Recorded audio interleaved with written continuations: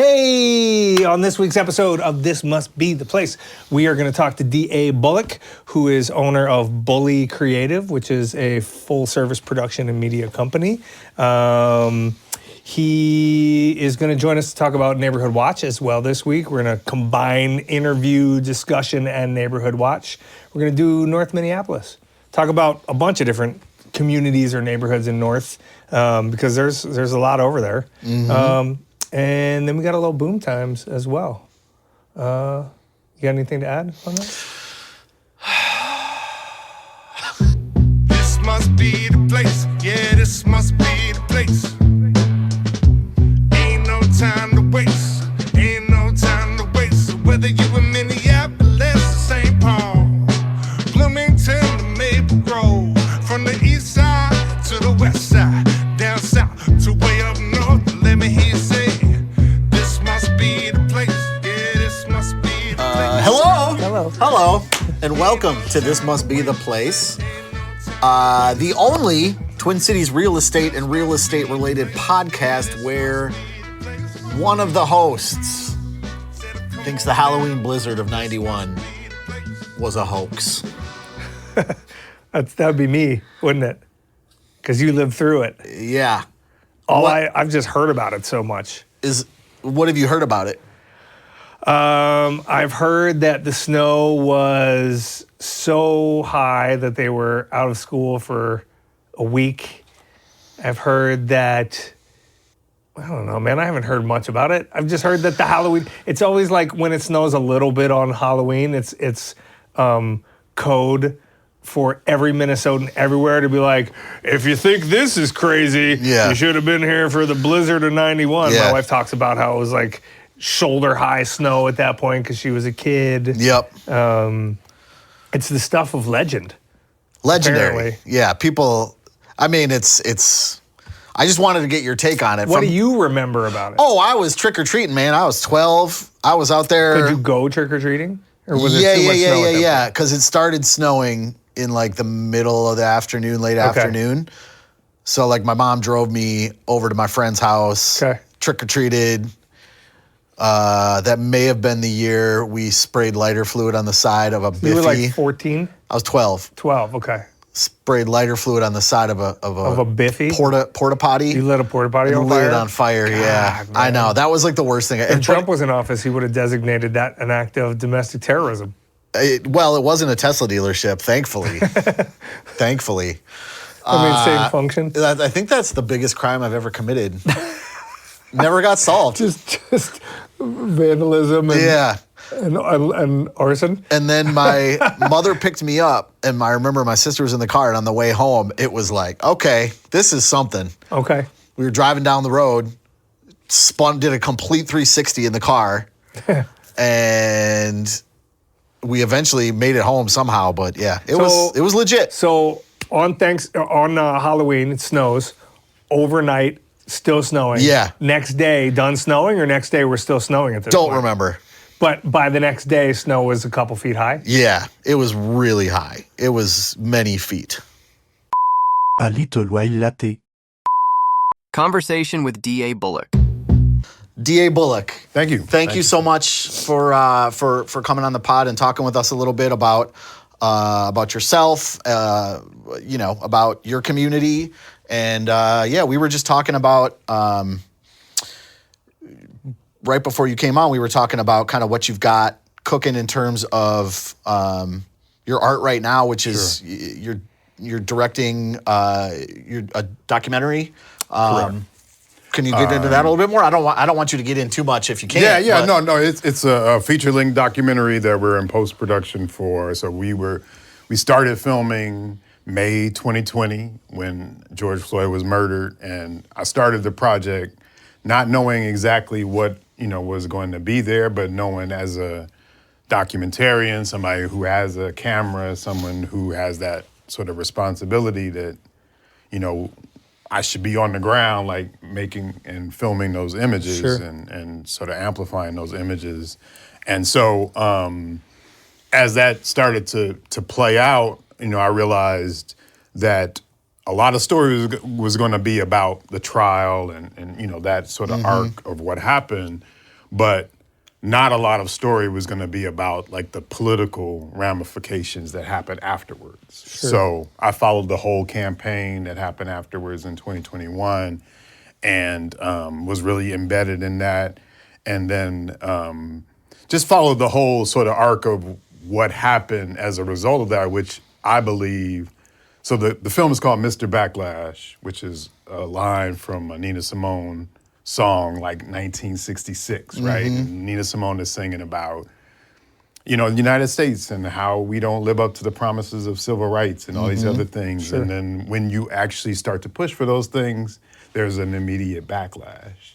And then what she was singing about in 1966, it's funny how all that's coming 60 years full later. circle. We witnessed it full circle. Sure. And I think we are living through that right now. We have a backlash president that, is about white nationalism and about like a pushback on wokeness and all these things. That's all like reactionary backlash stuff. So To see the same images you saw from the Edmund Pettus Bridge right.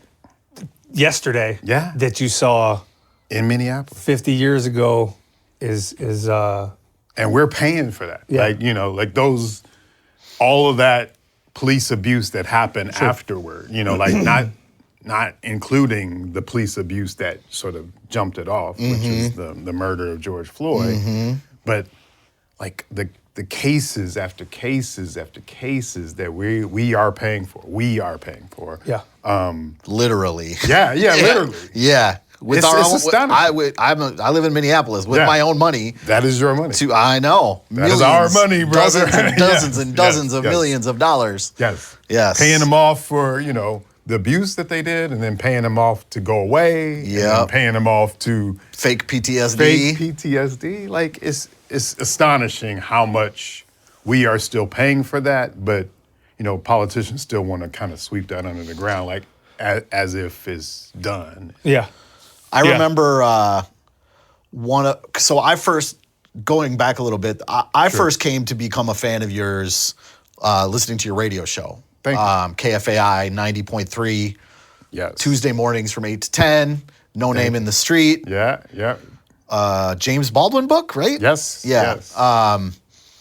But that's how I first came to know you, and I just love that program to the point where I continue. This has been going on for you. I mean, how long have you been hosting that? That'll be 3 years now, or almost coming on 4. Yeah, Yeah. I was gonna say, closer to 4. Yeah. Yeah.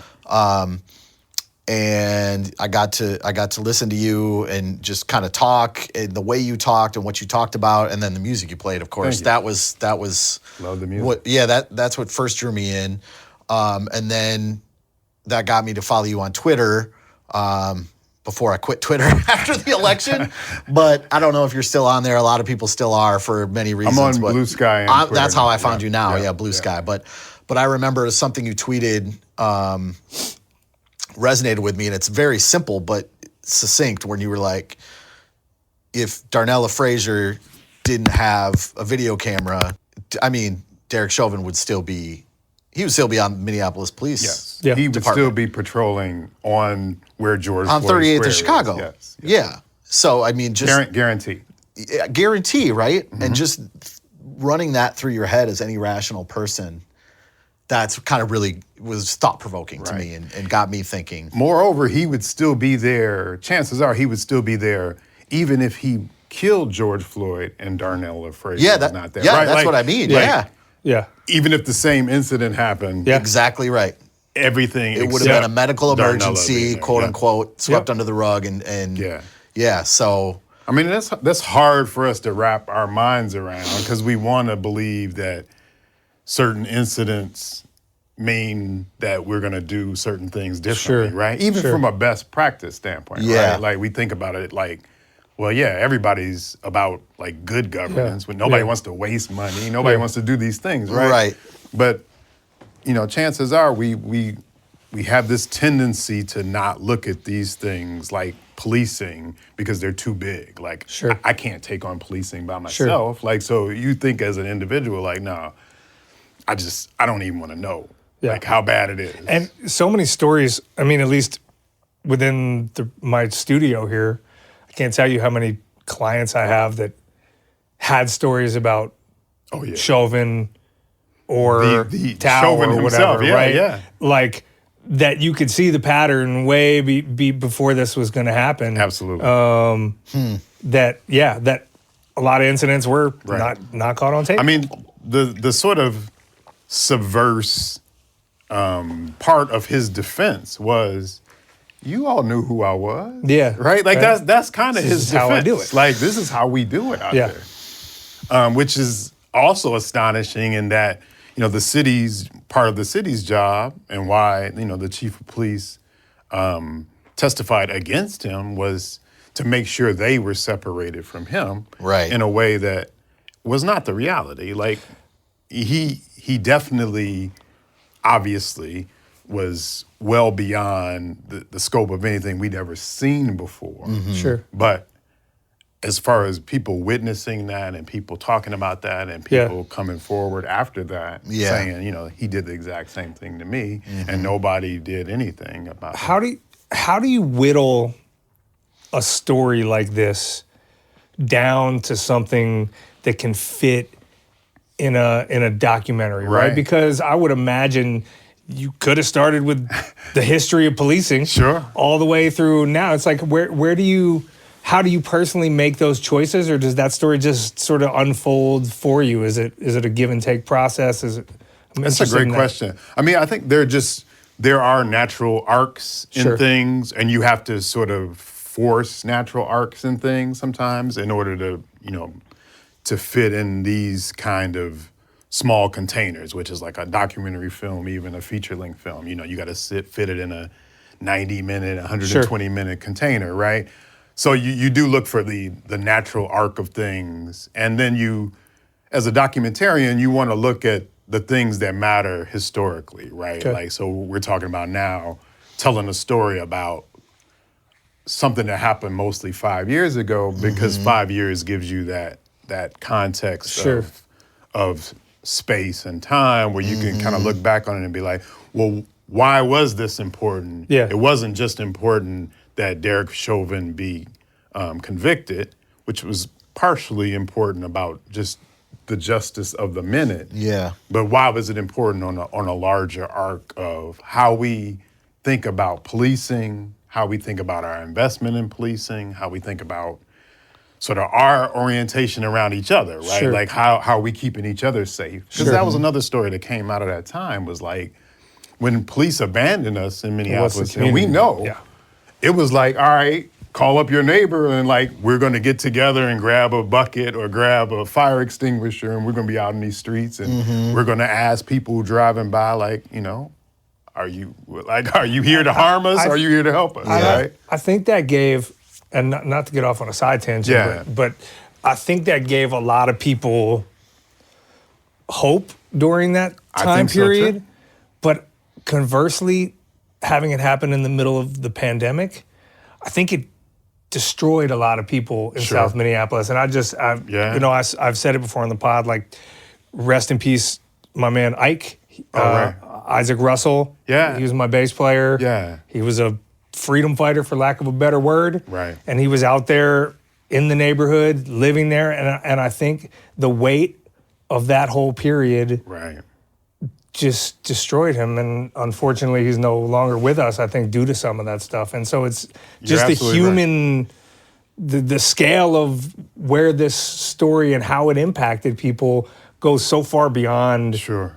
Chauvin or Yeah. the officers involved or Floyd. Like it just impacted this entire Yeah, because 5 years community. before that was Jamar Clark, right? Clark. Mm-hmm. Yep. Yep. So kind of giving you that 5-year perspective thing that probably played a role in your Absolutely. in- Terrence Franklin was 3 years before that. Right. Yeah. So there, definitely there were the cycles of these. right, things. right. So that obviously must play into kind of how you frame this documentary that you're have already worked on. You're in Certainly. post-production, you said, right? Yeah. Yeah. I think that is how you find the natural Sure. sort of arcs in there. Yeah. So do you, not to give away the goods, because we're gonna watch this documentary when Right. it comes out. Yeah. But are there things that you find where we've made progress as a community, as a city, Obviously, there are things that we still need to work on, but is there real change that you've seen happen?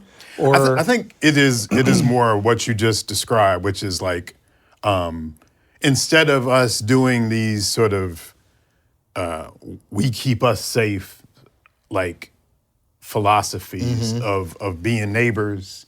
You know, I knew neighbors who didn't even know each other before all of that happened, and then they do now, like because of the circumstance. But like, it's allowed people to imagine if we didn't do it like that, and we didn't just like expend people and just throw a weight on their back. If we actually planned to do that and actually started thinking about like how do we redesign these systems to actually work like that. Because what all that is, you know, if somebody on your block is really good at conflict resolution, that's somebody you want involved in all of the conflicts that happen on your block, right? So we just extrapolate that to a way that we can actually train people to do that. Even on people on the block, right? And spend some money on that and invest in that. So now we have a behavioral response team in Minneapolis. So if you and I, you know me and you know I'm going through some kind of mental health crisis, you don't have to call the police now where they're gonna show up and look at me and be like, oh, there's this black man with, you know, going through this crisis. You can call this other team that's not armed. They're trained in mental health response. They're trained to help people, you know, get themselves together, and then they can show up.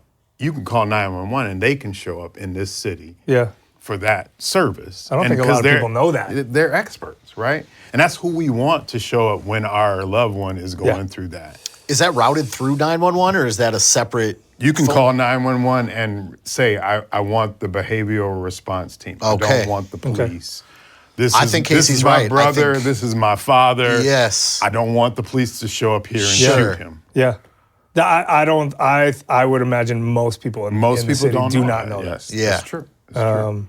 And that's a resource that needs to be pushed out there. Yeah, we have to push it out there, and it's part of the city itself has to, and I'm talking about now the elected officials, have to be more responsible when we're having these conversations about whether we should increase the amount of police. It's like, it's a broader, more nuanced. Has that dialogue continued, or has it slowed down with the 5 years and less immediacy? Like, I think we're in the backlash, so the police have re-seized the narrative. Right, which is if something is going bad, you need more of us. If something is going good, you need more of us. Like it's either way. It's like, so they've seized it back from, and you know that's the arc of our politics right now. Like the reactionary, even locally. Yeah, locally and nationally. Yeah, but fundamentally, I mean, it's a mayoral thing, right? Correct. Like, and I don't want to get too in the weeds about like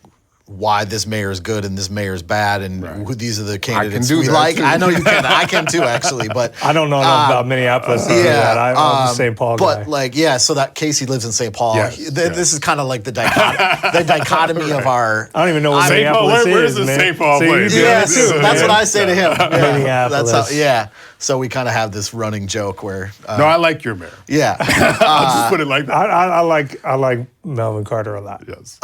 But yeah, like the buck kind of stops with the mayor because the mayor's in charge of the police department, Certainly. right? Yes. That is unquestionable. Like at this point. Yeah. Right. Yes. So I think that'll be really interesting moving forward, especially with you know, if you live in Minneapolis, we're electing a new mayor. We are. Well, we're electing a mayor. Hopefully new mayor, but you know, coming up here pretty quick. So there's going to be a lot of different visions for what the city will look like in the next 1 year, 5 years, 10 years, 20 years, 50 years, depending on who you vote for and who gets elected. Yeah. Who do you have a release date planned for the documentary? We'd love to have some public release in May of 2025, just because that is the 5-year anniversary of George Floyd's So you're death. really close then. So we are pretty close. I mean, you know, a lot of that depends on distribution networks and a lot of other things. There are some conversations, but all of that is very tenuous. And, you know, we are thinking about other forms of distribution too, because, you know, often in industries like this, well, I mean, you know it from podcasting, we know it from all kinds of media, is like, how do you find your audience is really the bottom line. Yeah. And that might be 100%. directly through, YouTube or one of your, direct streaming opportunities, or it might be through some larger distribution network. There's so many avenues available. so many Yeah, like avenues. I was thinking, like, would you hope to be at release it at like a niche Minneapolis theater, or would you want to eventually go to streaming or go to streaming first? I think it's all of that. Okay. It's sort of like you really do a customized understanding and approach of who's the audience you want to reach. Yeah. How do you reach them best? Because traditionally is like, especially as an independent filmmaker, you would go through film festivals, right? But there's been a lot of question about like, my audience in particular be people like from my neighborhood. Like, how many people from my neighborhood are going to be at film festivals? That's a legitimate question, right? Sure. That is an audience I'd love to reach too, but it again is like, what is your primary audience? And I think for me as a filmmaker, my first responsible audience is Minneapolis residents, because I think we lived through it. Sure. And part of this is having a firsthand sort of first-person experience through people who know how it was to be here during that time, and myself included. And often, or most often, this story has been told from people outside, sort of looking in. Oh yeah, there's been a lot of I thought that. you were going to say your audience was hopefully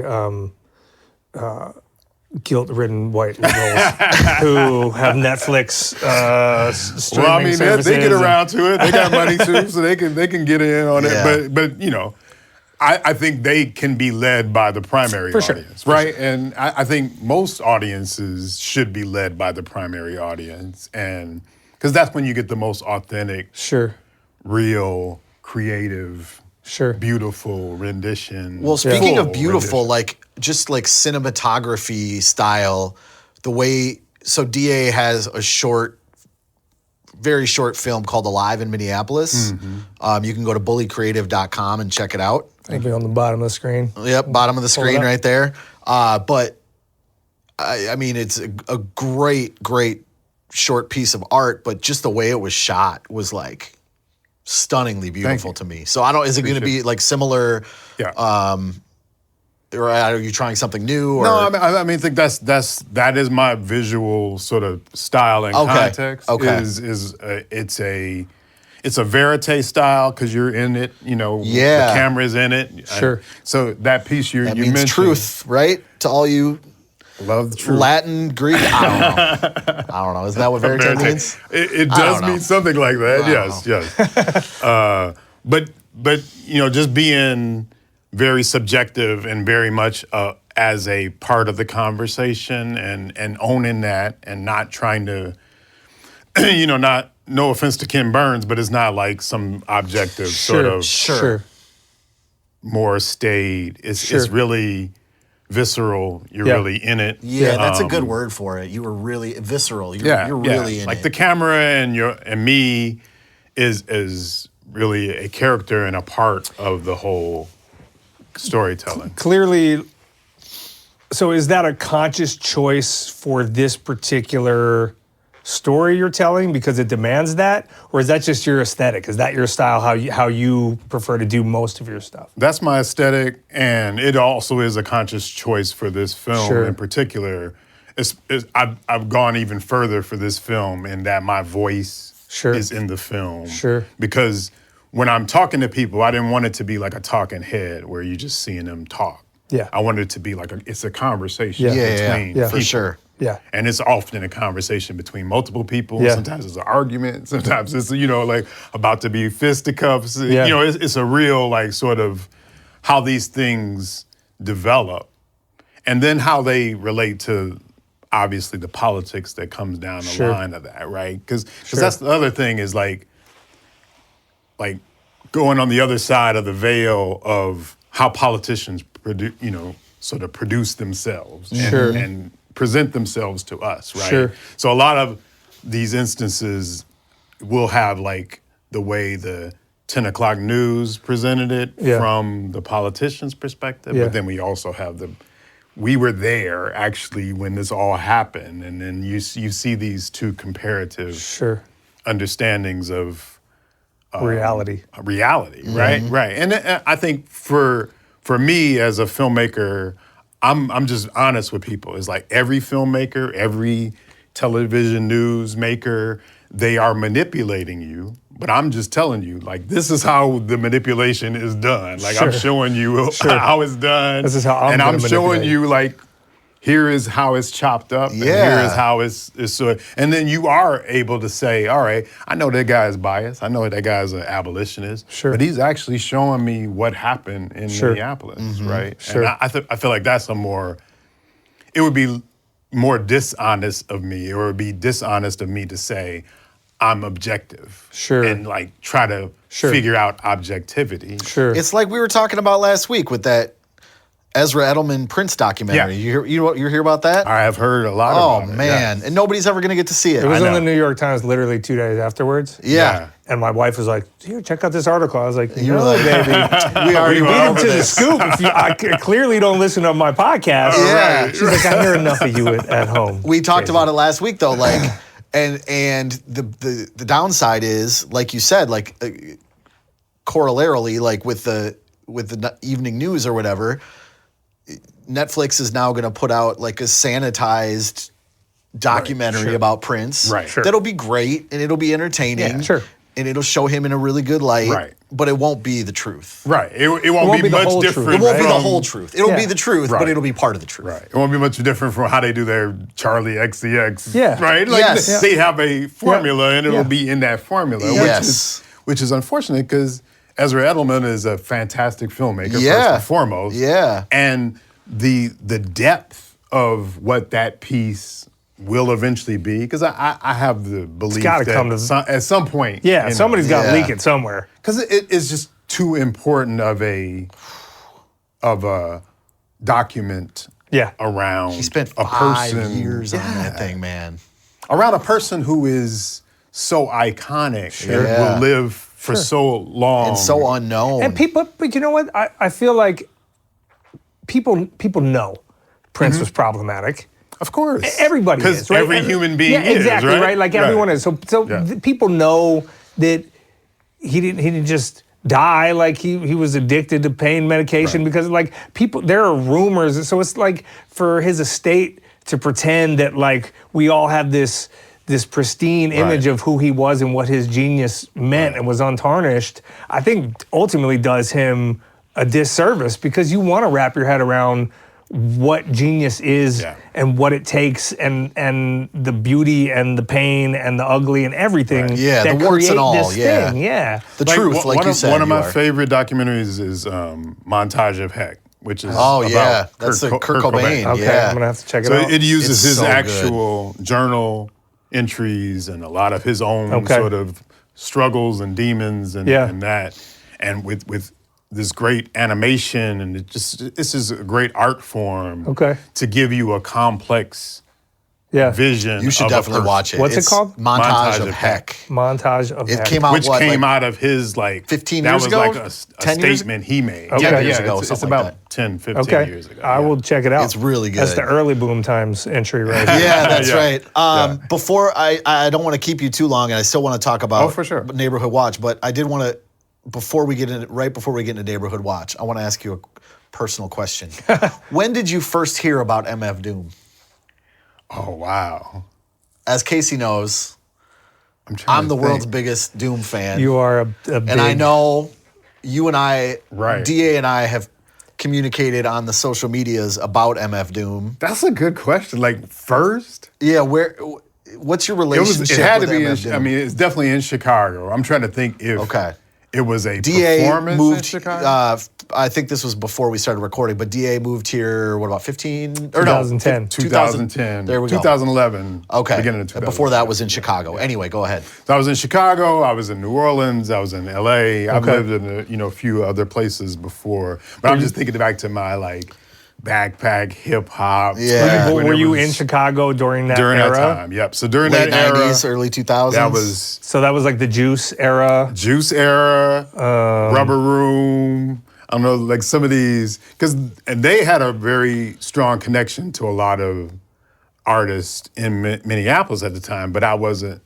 That was oriented my around. era. I was Yeah. a former rapper. So you remember Company Flow? Yeah. Oh, absolutely. yeah, LP. Flow? Yeah. Yeah. That's what I'm saying. Like that's around that time, Def right? Jux. Yeah, Def Jux, exactly. Yeah. El Producto. Love that. Like so that was a great era, even in Chicago. It was a music. great era in Chicago. We would go down there.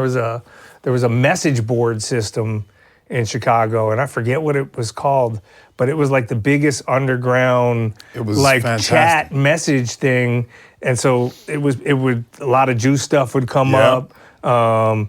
There was some other kid I forget. Well, that's now when names are- Common was coming Yeah, up Common too. was in that. Yep. And For sure. Common, for you kids out there, He was what he Common was at Sense. once was Common Sense, and he was Yeah. once a legit great Yeah. hip hop artist. And now, he's an actor. He was Maybe once. he's still good. I He don't know. probably is, I don't yeah. listen to I him mean, anymore. I but just mean like he's an actor now, right? He is all time. If you listen to Early- Respiration, Yeah. off Like Water for Chocolate. Yeah, no, but Respiration, the song. Oh, the song, yeah. from Black Star album. Yep. Oh, which is, yeah. Which is Yep. Common, Mos Def, Talib Kweli, yeah. and Mos Def, and Mos yeah. Def High Tech. together Yasin on Bey, one High Tech. And High Tech on Yeah. the track. Yeah.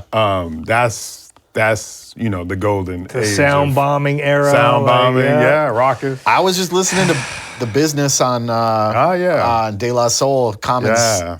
I missed that Common's, era, man. His bars on that are That was 90, classic. 96, I think. Anyway, MF Doom. so MF Doom. I'm trying to think back. It's- Sorry, it's there's not probably many. This is around a that niche. time, This is a right. very niche. Not many people who listen to this probably even know who MF Right. Doom is, but it was probably So around it, that yeah, time. it was. Okay. It's got to be around that time, and I'm trying to think: is it like on a just straight up mixtape, or Sure. was it? It had to have been something like Your that. favorite Or was rapper's it- favorite was it- rapper? Yeah. Or was it KMD, or was it solo stuff? So it was after KMD. Okay. So, because then you start to get into the KMD and the Yeah, whole. that's like, exactly how after I you, got like, into it. like, I had who- never heard who of is this KMD. dude? Yeah. Yes, like he's just like doing all this crazy flipping. Yeah. So yeah, I'm trying to. I want to place it to a song, but I can't right off the top of my head. Yeah. But it is in that era, because that was the other great thing about it. It was like, you would go to. It was even like a Tower Records you would go to in Chicago, and you could buy straight up cassettes of these dudes, like just trading whole verses with each other, and Unbelievable. I know at least.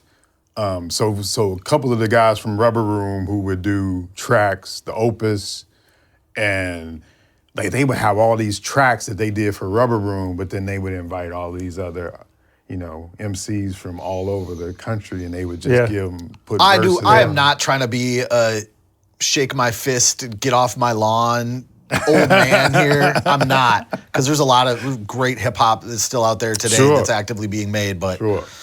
I have this conversation with my 9-year-old. damn, yeah, right. Like even from the Kendricks on down to Yes. like I love like Freddie Gibbs. Yeah, and, yeah, there's some that are great still out there, that are yep. still out there. Royce is Boldy still out James. there. Yeah. With But Prime. it was new back then. Yes. It was like formative and exploratory in a way that like And timeless. the hip hop that It's you're still talking so about good. is not now. Right. You know what I mean? Like there's stuff that's explorative and new. It's just stuff that I don't personally prefer to listen And now to. I think the point of difference now is even though you have some really extraordinary, like independent-minded individuals, now it is still to be independent-minded. You still are through a corporate understanding, which is like streams and how you And get consumption of into music these- is very and different consumption. nowadays, right? Consumption of music nowadays is about a 30-second clip on Right. TikTok.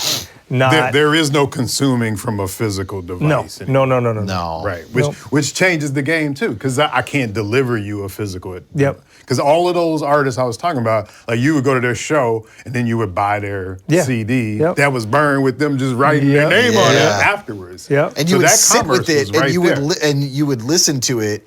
And this is again get off my lawn stuff, but like an artist has a purpose with how they sequence tracks in Yes. an Sure. album, right? Yes. And you Sure. listen to the album from beginning to end. Very much Yep. so. And it's intentional. Themes of So, Yeah. so I can tell you, recording people, Yeah. people still think like that.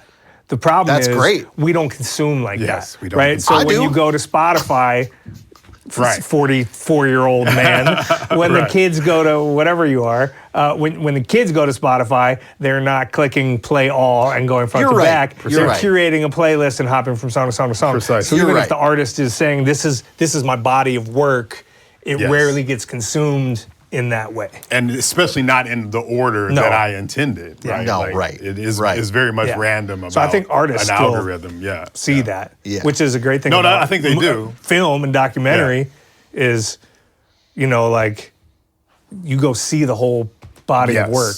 And it is a collaboration amongst, film, especially like narrative film, is a collaboration amongst I never thought many about this. different artists. I'm going right? to get into a whole different that have question. to be on the same page, Yeah. on the same thematic. Right? Yeah. Yeah. Do you see film ever taking that trajectory with so much short form content, Sure. TikTok, everything that's out there? Is Yeah. there ever a real thought that to say that like this larger body of work that I'm producing is going to be distilled down to these 30-second snippets, and I, need to think be able to. it's already distilled down to that. Like TikTok already exists, so that is Sure. that is a cinematic language for Sure. a number of people in that generation. Right? It's not my cinematic language. Sure. So what I envision is what I do won't be broken down into those pieces, but probably what I do will be less and less desired by a specific kind of audience. Right? Like, Sure. and I've already seen that sort of.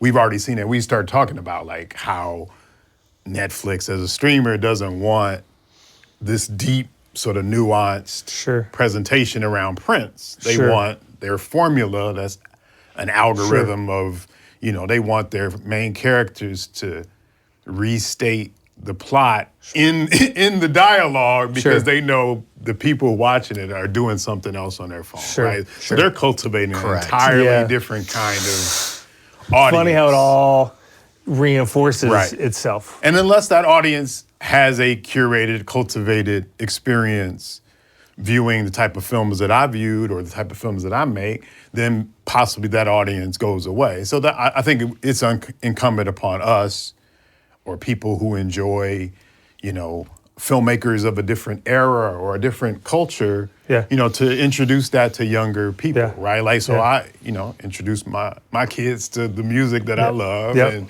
my son has a Stevie Wonder playlist, but he's also got a Future playlist, right? So that's, I'm in the same boat. he's got his thing, and, Yeah. but he also appreciates, Yep.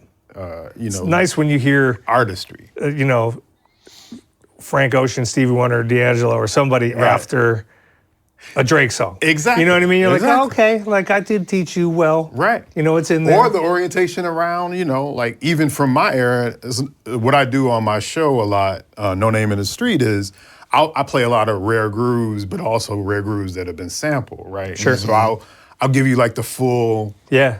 context of Yeah, it. yeah, Because that's even cool. I'm a little older than you all are, in our generation of music, we were also detached from the originators. Sure. And unless there was somebody that cultivated us to the jazz music that made the Tribe Called low end Quest. theory, Yeah. right? Like unless Yeah. you were oriented to that and learned a little bit about that and learned the art appreciation around Yeah. that, then we were somewhat detached from that too. So it's always a cycle Sure. of that that is our responsibility as people who enjoy and love music and culture and those kind of things is make sure that thing is always alive. Yeah. And it's going to be alive in different type of ways. It's not going to. We're not going to be the dominant culture of consumption. Yeah. But there's always artist consumption. Like going back That's a positive, time, hopeful right? spin on it. I Yeah, like that. no, I think it's just I like been that. the way Yeah, human beings have I always know. been that way, right? Yeah. There's always been arts patrons. Yeah. For Yeah. beautiful, obscure artistry, right? Yeah. Yeah. The thing about it is just making sure we have an opportunity for the artists themselves to survive and thrive within that, right? It's not just the collectors thing. Now we get into the thrive in it, political implications of what's happening with funding and grants and everything else. I mean, with that, you know, there's no part of our lives that we're class and, you know, sort of capitalism and the struggle around it doesn't come into play. You know? Yeah, correct. Even the art. Yeah. So do you live over north? I do. And now, This Must Be the Place presents Neighborhood Watch. Let's talk about the north side a little Sure. bit. Because I feel like it is an incredibly vibrant community that offers Minnesota some of its greatest like resources in terms of people. Yeah. In terms of community-based organizations or artists or musicians, and it's consistently left out of the larger discussion of places in Minneapolis because of either redlining or lack of corporate investment or food deserts or home prices or whatever, right? Yeah. But it's you tend to hear about it because of the bad things that happen over north, but like there's so many great little pockets and cool communities in north. Sure. So we wanted to explore that. And this was a good question. And you know, I love being able to talk about it because I do have that orientation to it as an adopted North Sider, right? So I'm from Chicago, so you know, you hear sort of this overall understanding of the North Side in Minneapolis, and then you actually get there and you live it, and you're like, oh, this is totally beautiful and unique and wonderful, and you wonder how a place gets an imagination carved around it like that. Like so for not to speak in, we don't have to speak in codes, like the North Side suffers from the racial imagination of the rest of the Twin City metro, right? Like so everybody tells these stories about you don't want to go to the North Side, especially white people who don't go to the North Side because this is going to happen, this is going to happen. I lived over north for a year and it was very different from very different from the way it's told to you, right? The story. Even when we were looking for our house, one of the realtors, we didn't end up using this realtor, was like, oh, you don't want to live on the North Side. That's illegal. Called steering.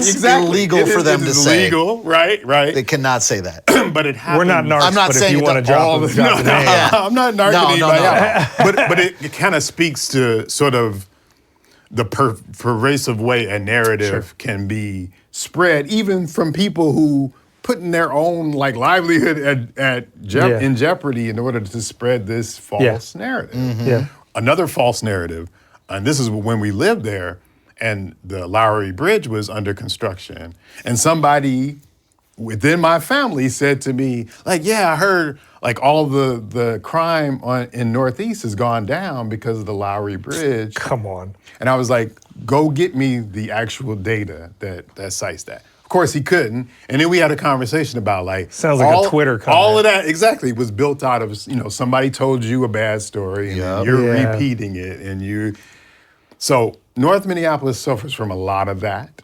But the reality is, like you said, it's full of some of the most beautiful people I've ever met, some of the most giving people I've ever met. And I've lived in New Orleans, which is like, baby, come on in here and I'm gonna fix you a plate, right? Etouffee. Exactly. So, like, in comparison, North Minneapolis is the only place I've found that New Orleans connection with people. And it's not just black people with black people. It's like an understanding of what community actually means, because we suffer from this sort of outside idea of what North Minneapolis is. And North Minneapolis is where, you know, I made my artist home. My first studio space in the artist co-op was at Juxtaposition Arts, which is on West Broadway and Emerson in North Minneapolis, in the heart. And they built this giant, like, beautiful institution around training young people in all these artist disciplines and then paying them.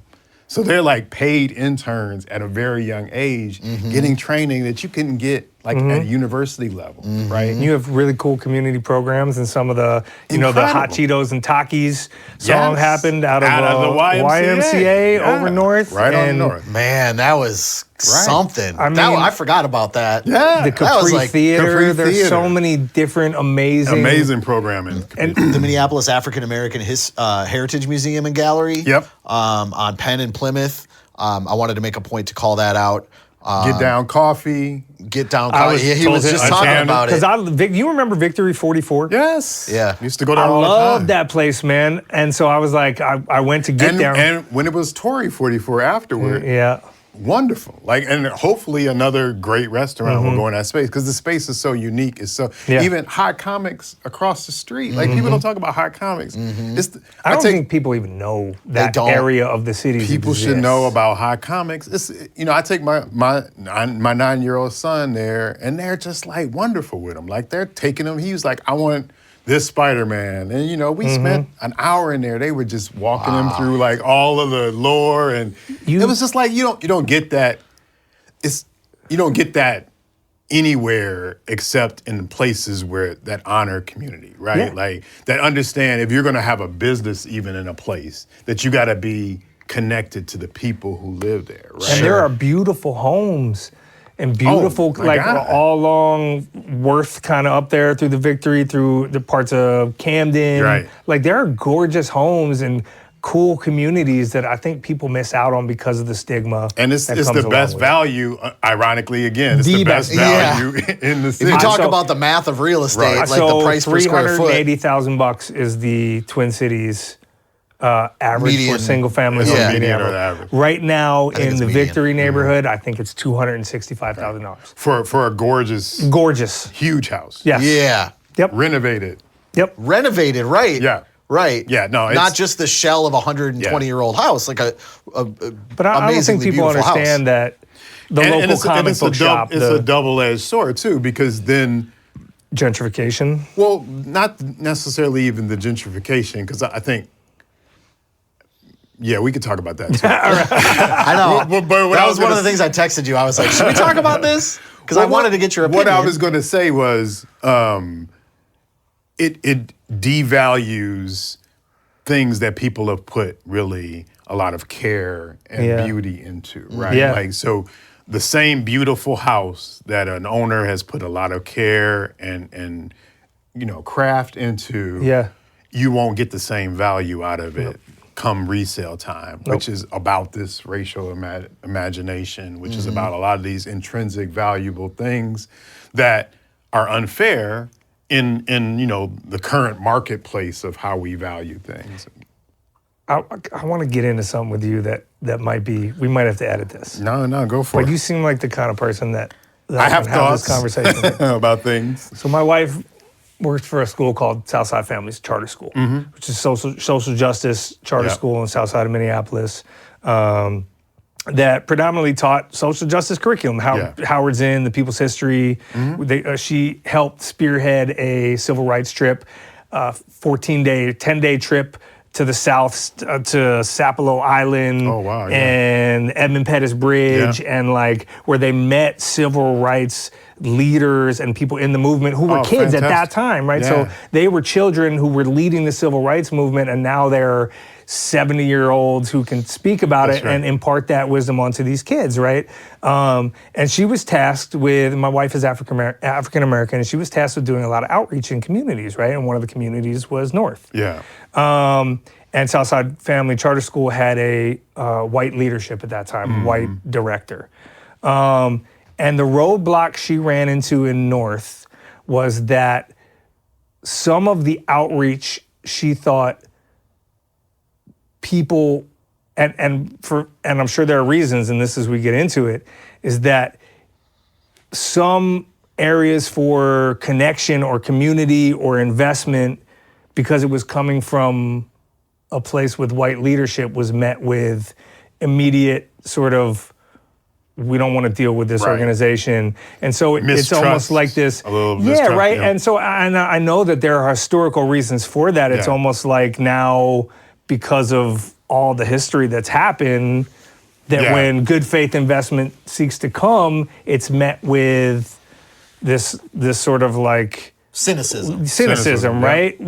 Which ultimately it's like, it reminds me of a quote that my father-in-law has told me a million times. It's like the greatest job that racism has ever done is to get people of color to do the work for them based on the history of what's happened. No doubt. Something to that. If he said it much more eloquently than me, do you see that in the, because my personal experience is welcoming to all, but I never dealt with it from a systemic standpoint. I would say, I mean, you definitely see that in communities that we've been put in the position where we feel like we have to like scrap for everything, right? Like it's like a scarcity mentality, right? Mm-hmm. Which means you look at people with some cynicism and, you want to know what angle they're coming at you from, especially if you don't know them, right? Sure. If you haven't built up trust with them. And I experienced that myself, coming from Chicago or coming from a different place. It's like, well, who are you? Like, how are you involved in, like, I've been here for 3 generations. So, like, I think that is, that is earned. Like, that is earned. And I think what we need to do as responsible community members is we do have to do more extra work about connecting as community members. And then we do have to do more around the structural part of that, which is there shouldn't be a scarcity mentality. There shouldn't be scarcity in North Minneapolis, right? And there shouldn't be this competition for resources. It should be like, we should all feel like, oh yeah, if that's a great program, we're all gonna get resourced. But outside investment, I think, on the flip side of that, has to realize that an investment is not a come in quick thing. And it is a trust built process. It is a process through,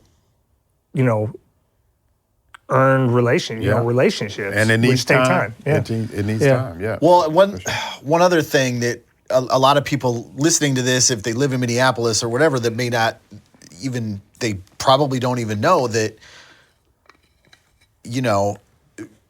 North, for a lot of reasons, was born on first base, whereas other parts of the city were born on third base because things like Olson Memorial Highway, Highway 94. That's right. I mean, they were built intentionally by to cut off rich white leadership, quote unquote, to displace and cut off communication, relationships, community within North. Mm-hmm. There was also restrictive covenants on homes. It started before that, right? Like Jews could only live there, and then African Americans. Right. Now Asian immigrants and East Africans. Like it's just like pass the buck to the next group of others. Right. That we want to isolate both physically and economically. Yeah. Right. And and other parts of Minneapolis, they never had to deal with any of that. Right. Any of that. And that is such a huge hurdle to overcome. Yeah. That I think people don't realize when they, like you talk about, when they associate, whether it's the frickin' news or the Star Tribune or whatever, the presumptions and assumptions and thoughts they have about what North is, it's right there. Yeah. I mean, that's all. So we live and people don't, what I was going to say earlier, that I'll get back to, because I think it's an important point of context for understanding North Minneapolis too, is like, what I'm saying is not Pollyanna either. Like when I'm saying like, it's full of great people and all that is true. And that is not even me not seeing the problems that exist in North Minneapolis, but they exist in a specific context and they exist in a specific way that they became the way they are, right? Sure. Like that's disinvestment, that's lack of opportunities for young people to do things, lack of amenities, like all these things add up to. Those are all leadership choices, right? And those are all leadership choices. Yeah. And those are all, investment choices. Those corporate are all and political. Corporate and political. And also like sort of our understanding of opportunity cost. Like if we take the whole vision of how we invest in our city, and we invest the majority of it in policing North Minneapolis instead of investing it in like bringing up, the commercial corridor opportunities or the opportunities for young people to be doing this X, Y, and Z. As a result, you're going to end up, the opportunity cost of investing in police is taking away from the opportunity cost of actually building that up for something that would cost a fraction of the cost of just having police driving around or having, locking up people. And this is what brought me to you on social media. Yeah. What made me really kind of follow you on social media, because you've been talking about stuff like this for years now.